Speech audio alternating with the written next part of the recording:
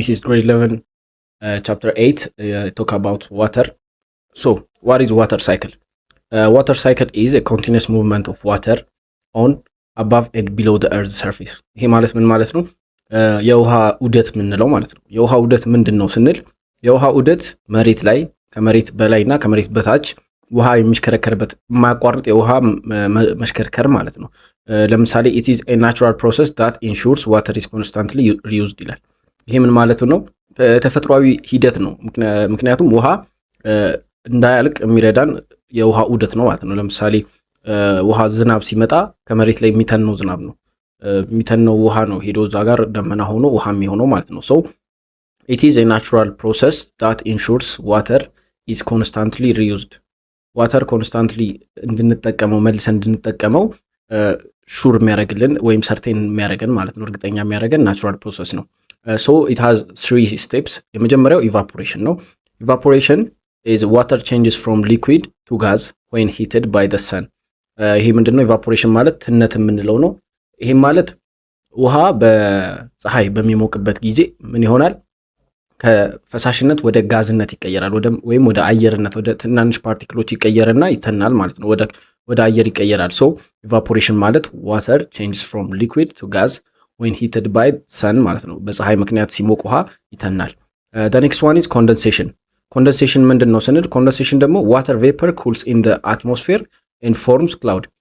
water vapor ወይም የውሃው የተነነው ውሃ ይቀዘቅዝና አየር ላይ ቀዝቅዞ ደመናን ይፈጥራል። በዚህ ሰዓት ምን እንለዋለን? ይሄን ኮንደንሴሽን ወይም መቀዝቀዝ ነው። የውሃው መቀዝቀዝ፣ የውሃ ቬፐሮች ወይም ትነቶች መቀዝቀዝ ምን ይባላል? ኮንደንሴሽን ይባላል።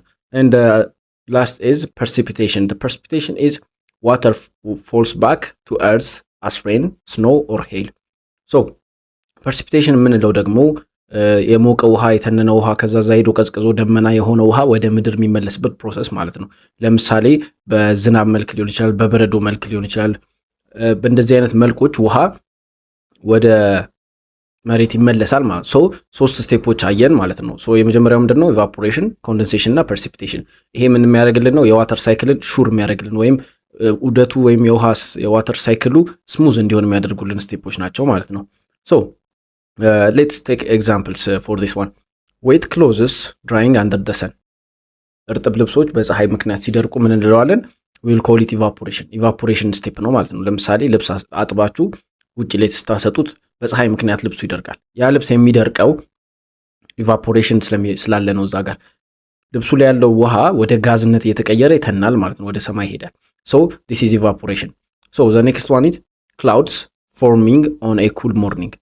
ጧት ላይ የምናያቸው ይሄ ጉም ወይም ደመና ነገር አለ አይደል? ዝቅ ብሎ የምናየው ያ ምንድነው? ኮንደንሴሽን እንለዋለን። ይሄ የተፈጠረው ምንድነው? ቀን ላይ ሲሞቅ ያደረው ውሃ ወይም የተነነው ውሃ ኮንደንስድ ይሆንና አየር ላይ ሲቀዘቅዝ ምን ይፈጥራል ብለናል? ክላውድ። ያ ክላውድ ደግሞ የሚፈጠረው በምን ስቴፕ ነው? በኮንደንሴሽን ማለት ነው። so ከነዚህ ከሁለቱ በኋላ ምን ይፈጠራል? rain falling after dark clouds appear. ጨለም ያሉ ደመናዎችን ካየን በኋላ ዝናብን ይዘንባል። ይሄ ምንድነው?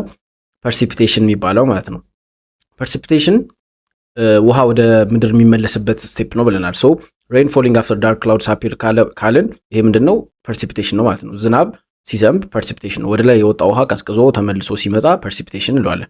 so there are another examples. snow melting into rivers. የበረዶ ወደ ወንዞች መቅለጥ። puddles disappearing after a sunny day.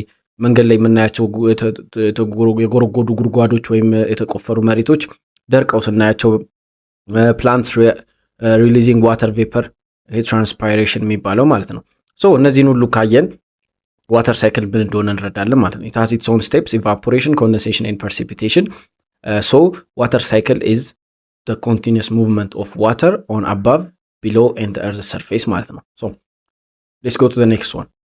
the next one is adverbs. what are adverbs? adverboች ምንድን ናቸው? adverbs are words that describe how, when or how often an action occurs. adverbs ማለት ከስማቸው ስንነሳ መጀመሪያ ሁለት ቃል እናያለን አይደል? add እና verbs የሚለው። add ማለት እንደምናውቀው መጨመር ወይም መደመር ነው። verbs ደግሞ የምናውቀው ግስ የምንላቸው ማለት ናቸው። so adverbs are words that describe how, when or how often an action occurs. ይሄ ምንድነው ስንገለብጠው ወደ አማርኛው? አድቨርቦች ማለት ቃላት ናቸው። ምን አይነት ጥያቄዎችን የሚመልሱልን ናቸው?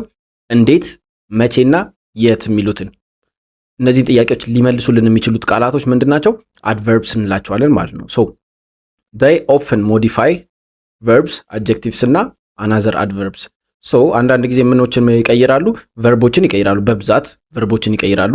እንደን አድጀክቲቮችን ይቀይራሉ እና ደግሞ አዘር አድቨርብስን ይቀይሯቸዋል። ሌሎች አድቨርቦች ላይ በመጨመር ይቀይሯቸዋል ማለት ድጋሚ ሌላ አድቨርብ ማለት ነው። ሶ አድቨርብን ስናይ ሶስት አይነት አድቨርብ ታይፖች አሉ። ፎር ዲስ ስቴጅ ሶስት አይነቶቹ ነው የምንጠቅሰው። the first one is manner, the second one is time and frequency. manner is how something happens. ማነር የምንለው እንዴት አንድ ነገር ተፈጠረ፣ እንዴት የሚለውን ጥያቄ የሚመልስልን ነገር ምን እንለዋለን? ማነር እንለዋለን ማለት ነው። ፎር ኤግዛምፕል ኬርፉሊ ወይም ኩዊክሊ ስንል፣ ለምሳሌ አንድ ነገር ኬርፉሊ ያደረግኩት ጨረስኩት ስንል ይሄ ምናችን ነው የሚገልጸው? ማነራችን ነው፣ እንዴት እንዳደረግነው ነው የሚገልጸው። ሶ the next one is time.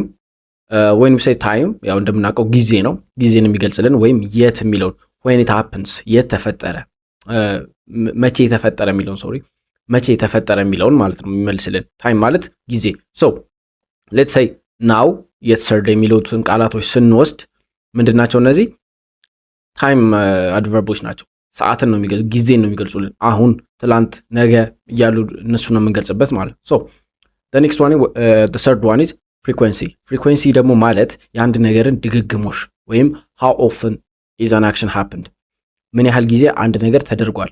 ለምሳሌ alwaysን ስንጠቀም ሁልጊዜ ስንል የአንድ ነገር መደጋገም፣ በየቀኑ መደጋገም እየተናገርን ነው። never ስንል ደግሞ አለመደገም፣ ጭራሽ አለመደረግን ነው እየተናገርን ያለ ነው። ሶ ሶስቱን ማነር፣ ታይም እና ፍሪኩዌንሲን አየን ማለት ነው። ሶ most adverbs are made by adding ly to adjectives። ብዙ አድቨርቦች የሚፈጠሩት ly የምትለዋን ፊደል አድጀክቲቮች ላይ ስንጨምር ማለት ነው። ሶ ለምሳሌ አሁን እዚህ ጋር ስናይ slow slowly, careful carefully። ሶ slow ምንድነው? አድጀክቲቭ ሰን አድጀክቲቭ ምንድነው የሚገልጽልን? ስፒድ ነው የሚገልጽልን፣ ቀስ ያለ ማለት ነው። ሶ slow ላይ ly ስንጨምርበት አድቨርብ ይሆናል ማለት ነው። slowly ምንን ይገልጽልናል? ማነርን ይገልጽልናል ማለት ነው። then still carefully ስናይ ደግሞ careful ማለት መጠንቀቅ አድጀክቲቭ ነው።